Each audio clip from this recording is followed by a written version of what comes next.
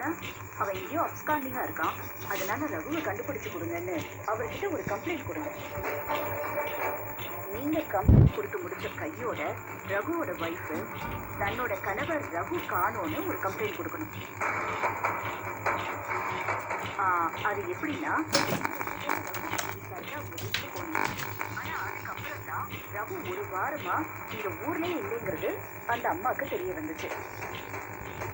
So நீங்க 2 பேரும் தான் ரகுவை ஏதோ பண்ணிட்டீங்க அப்படிங்கிற மாதிரி உங்க மேல கம்ப்ளைண்ட் கொடுக்குற மாதிரி ஒரு எஃப்ஐஆரை ஃபைல் பண்ணுங்க. அப்புறம் ஒரு லாயரை பார்க்கணும். அந்த லாயர் மூலமா எஃப்ஐஆர் ஃபைல் பண்ணிட்டா நாம கோர்ட்ல ஆட்கொணர்வு மனு தாக்கல் செய்யலாம். இந்த பிரச்சனையை சரியா ஹேண்டில் பண்ண தெரிஞ்ச நம்பிக்கையான ஒரு வக்கீல் வேணும் மேடம். இல்லைன்னா இது நமக்கே ஆபத்தா வந்து முடியும். அதுக்குதான் சத்தியவதி இருக்கான்ல,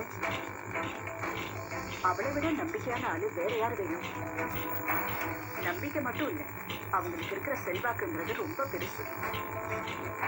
அவங்க இதுல இன்வால்வ் ஆயிருக்காங்கன்னு தெரிஞ்சாலே கோர்ட்டும் சரி போலீஸும் சரி இந்த கேஸ்ல ரொம்ப வேகமா செயல்படுவாங்க. நாம எதிர்பார்த்ததை விட சீக்கிரமாவே அந்த ரகுவை நம்ம கண்ணு முன்னாடி கொண்டு வந்து நிறுத்துவாங்க. நீங்க எதுக்கும் கவலைப்படாதீங்க. நான் இப்பவே சத்தியவதி கிட்ட இந்த விஷயமா பேசுறேன். நீங்க முதல்ல போலீஸ் ஸ்டேஷன் கிளம்புங்க. ரகுவோட ஒய்ஃபை கூட்டிட்டு போங்க. புரியுதா? சரிங்க மேடம். ஓகே, வச்சிடுறேன்.